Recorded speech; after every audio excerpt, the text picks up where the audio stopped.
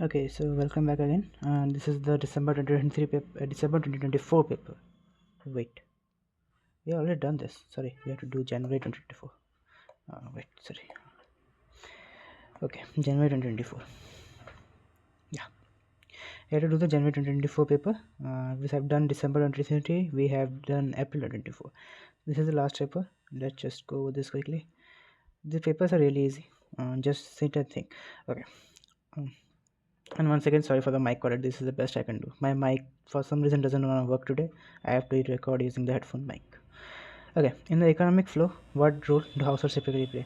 This is in the notes, the circular flow. Okay, week 1, the image is also there. Just refer from there. Consumers of goods and services. Obviously, households are the consumers of goods and services. Supplier for goods are supplier of capital is financial institution या intermediaries में आता है. Producers of goods are firms. Regulators of the economy are government. Okay. What role does government play? Government is a both consumer and participator. Consumer, regulator, participator. Okay. Government does all three rules. Okay. So both. Okay. Public, basically how participant, public, limited enterprise. Those are government run hybrid model basically.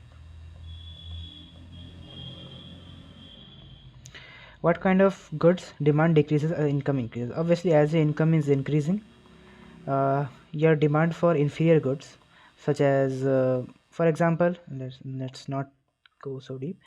Let's just say you have inorganic food like chemically processed. Okay, you are eating processed food.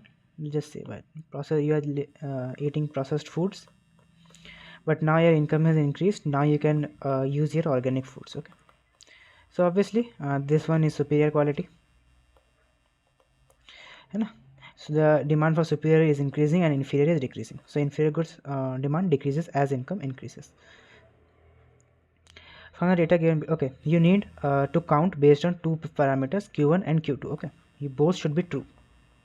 Okay, so since there is two, you need count and count ifs, count and ifs to give the condition. Okay, but basically all three syntaxes are wrong. Okay, only this has the correct syntax. Which of the following is comprehensive data source that covers every single household is census? Okay, every single house, every single firm is census. Annual survey of industries is for industries, not households. National sample survey is NSS. Okay, it doesn't even come. It also doesn't cover every single household. It is for broader trends. Okay, economic census is every 5 years. Okay, census is every 10 years, covers every household and every firm. Okay. Which of the following is an example of non-government data source? CMI is non-government data source, including capex report. This is also non-government. And consumer pyramid, household pyramid, ऐसा कुछ है ना? Basically all these are non-government data sources. CMI. Okay, this one. The number of heavy vehicle driving licenses issued can be used as a dash of the potential market size of trucks. Okay, see,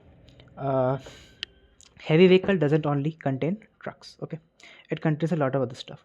So it is not a direct data for to know the potential market size for trucks. So what we are doing, we are using a proxy to determine the real a real value for which we don't have the appropriate data. Okay, I've written the definitions for this. Lead indicator is predictive. Okay, it anticipates future performance. Lag indicator is historical. It helps to understand past performance based on the data. All these need real data. Okay, both of these. Supplement indicator is contextual. It basically helps to explain the why behind a change in other indicators. Okay, if a performance is decreasing, then we can take a supplement indicator and use it to find out why the performance is decreasing in that way. Okay, and surrogate indicator is indirect. Okay, basically to measure something which is difficult to measure. Yeah, data not available. Okay, yeah, data not available. उस case में we use the surrogate indicator. You can read more about these in like Google or anywhere, you'll get simple answers. You can ask just ask ChatGPT to explain this, and he will explain it well enough.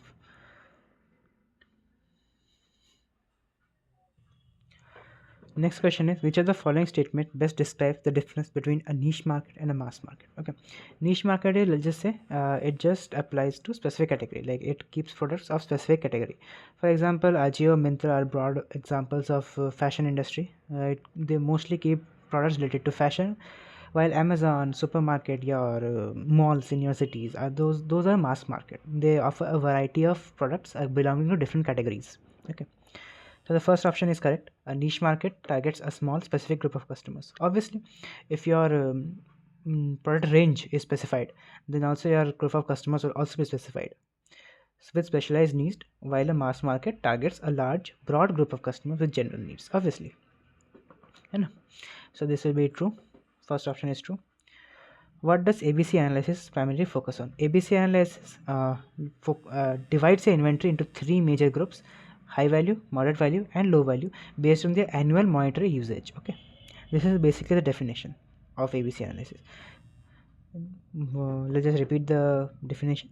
ABC analysis groups inventory items based on their annual monetary usage into three categories: A, B, and C, where A is high value items, B is moderate value items, and C is low value items. These are also included in the notes. Which of the following statement is not true about the benefits of implementing an ERP system? ERP system is basically single database. Okay, like every department queries the same database or uses the same database, which helps to reduce data redundancy. Obviously, it reduces data redundancy. So this one is false. Increase, it does not increase. It obviously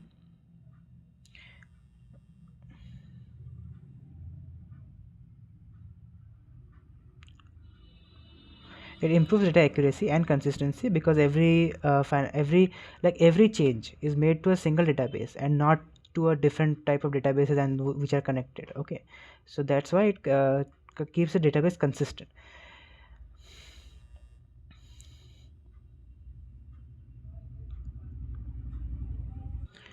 And obviously there is only single database, so querying it is easier, and so it improves the overall process. Increase visibility into business operation. This is not really something related.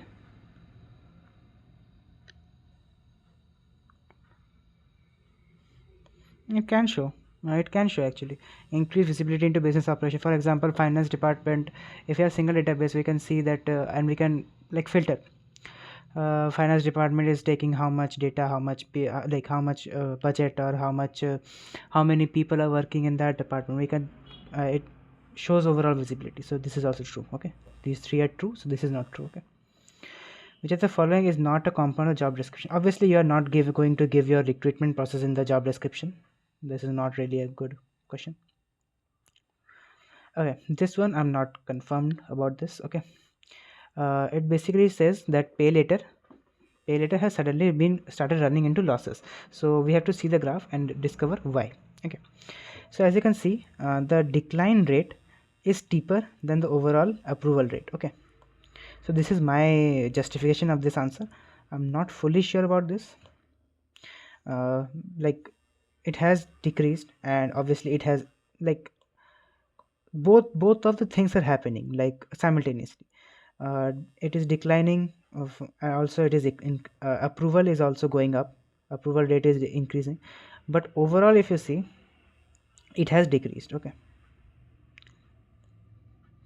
so that's why I felt like it should, like that's why overall it is decreasing, so both decrease and increase.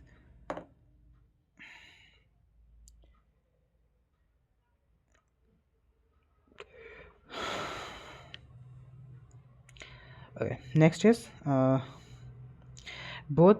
Okay, so anyways, this is already like too much talking, you don't need to read any of this. Okay, which channel has the worst selection ratio? This is the question. Okay, and how a selection rate is defined? It is candidate selected divided by number of applicants shortlisted.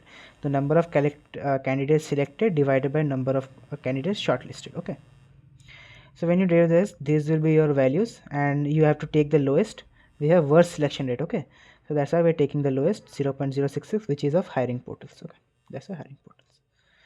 A and B test, same. A and B test is real world test between two models. Okay, sorry, between two groups working on the same model.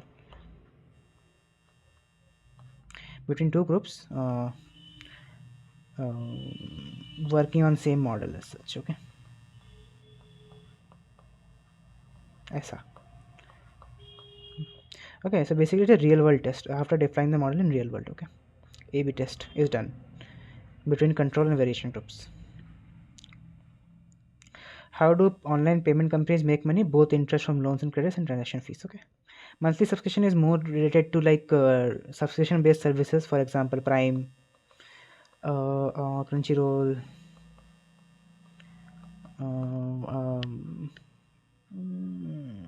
Netflix, etc. Okay, so these are more related to like watching based stuff where you can watch things, not really on when you can make payment. Okay, so both interest from loans and credits are transaction fees. Okay. Okay, personalized recommendation, plain nudging consumers. Okay, nudging in simple line, very basic. This is not just to mug up your memory if you are studying at the last moment. Nudging consumers means you have to bring them, you keep them coming back. Okay, so we need personalized. Okay, display clickbait and flashy product. This is generalized. Okay, offer same discount to all customers. It is also generalized. There is no thing like personal. Highlight best selling products irrespective. Okay, this is true. Okay, this comes under personalization, but this does not, irrespective of the user's interest. So this is where it is wrong. Okay, so this way 3 are wrong, this is true. Okay, so obviously let me just explain. Let's just say I have AI which gives me personal recommendation. Okay, so it has seen that I am searching about pet food. Okay, it gives me pet food ads. Okay, like pet food ads, so I buy it. Okay, so when I buy, traffic increases, purchases increase, trust increases, I again come back, reputation increases. Okay, this is recommendation. Okay, this is how the personal recommendation works. Yeah, not much to explain about. That's why like if you have any query about any of this question, just put in the comments or like tag me in the group. I'll explain it in detail. Okay, but okay, got it, done. Match the following: form created by HR that outlines the budgetary details, skills, capabilities required, etc. of the employee required. This is indent. Okay, don't think this as job description. This is actually indent. Okay, I did that mistake. Okay, so this is D. Organization source talent by accessing the existing employee. Okay, already asking your existing employees for their network for their recommendation. This is called employee referral. Okay, 2D. Okay, sorry, not B, 1B. 2D, process of evaluating an employee's current and or past performance. This is appraisal.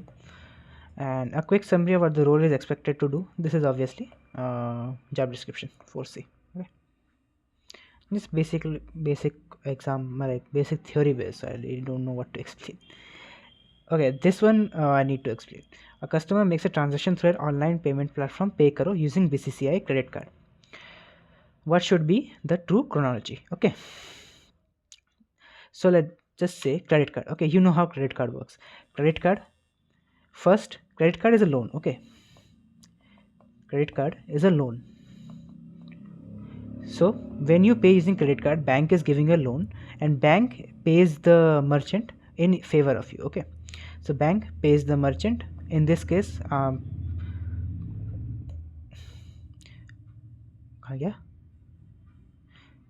yeah, in this case bank, in this case the merchant, first merchant is Pay Karo because that's the payment site. Then Pay Karo pays Flipkart, and at last at the month end या कहीं भी जब भी आपका statement आता है, whenever your statement arrives to your credit card, that's the time you pay the bank actually. Okay, so bank gets the payment at last. Okay, so at उसके बाद customer pays the bank. Okay, यही debit card में ये उल्टा हो जाएगा.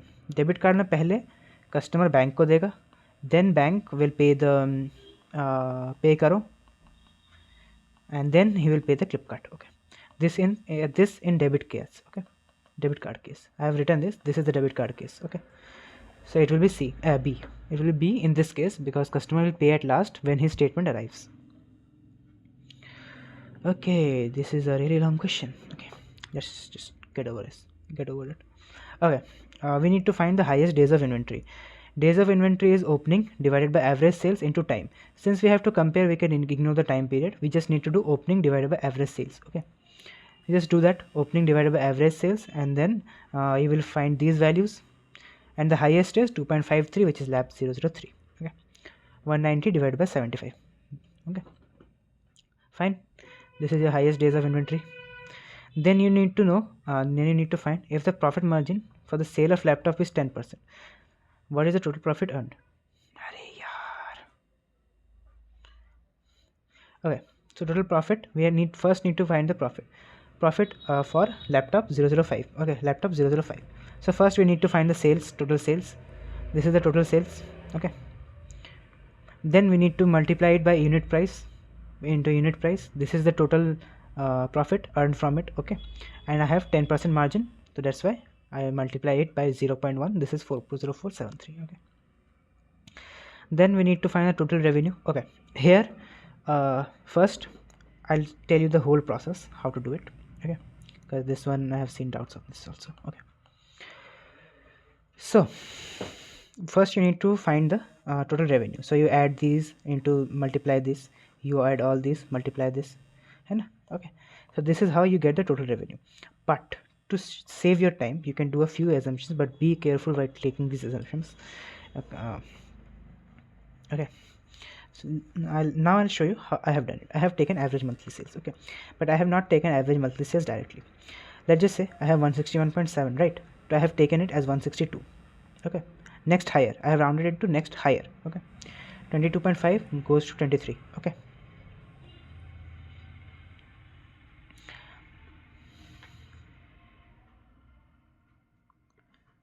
got it? Then I have multiplied this with unit price. Okay, sales into monthly sales into unit price. Okay, so we will get this. Okay, so we will get this, and then what do?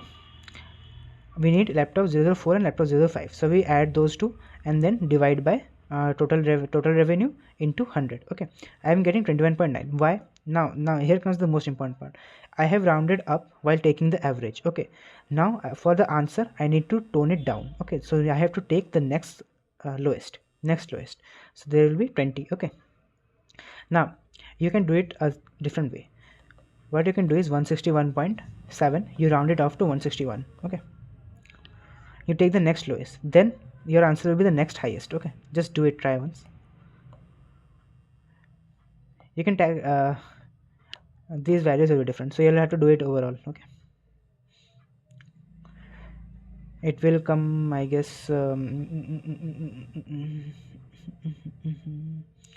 Can't really say how it will come, how much it will come, because I'll have to think of all these numbers. I can't do that. Okay, anyways, you can try.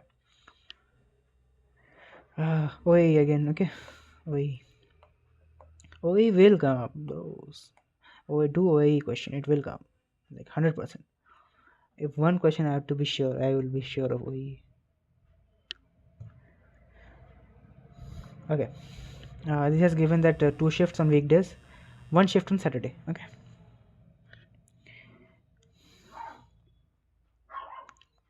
मैंने क्या लिखा, I don't know. Anyways, okay, it is 194 minus 216. Okay, let's just go over it. Availability, there are 5 days. Okay, 1 2 3 1 2 3 4 5. Okay, 5 days, all 5 days work has been done, so availability is 5 by 5, that is 1. Okay, now we need performance. Performance is actual speed divided by rated speed, या फिर actual produced divided by forecasted produced, in a way. Okay, so you divide all this. Okay, sorry, you add all this first, though, actual, so you get the actual here.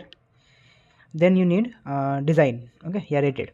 So rated capacity is 125 units per shift. Okay, so this is 125 units per shift 2 shifts per day, 5 total days. Okay, so you divide and you get 1.03. Then you need quality.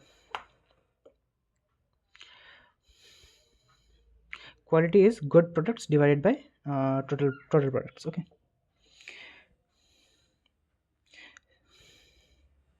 so you add all this. Okay, you add all this. Scrap rate is given you. Okay, scrap rate is given you. So 1294 is the total products made, and 0.1 of that is you need due to 0.1 of that, so it comes to 129.4. okay, and we have been told to take the next highest, so we will take 130. okay, so 1294 minus 130 divided by 1294 will be your quality. Okay, so you get the quality, then you multiply all these, you get 92.7%. okay, last question is MAPE. MAPE is 1 by n into actual products minus forecasted products divided by forecasted products. Okay, actual products minus forecasted products is basically a scrap.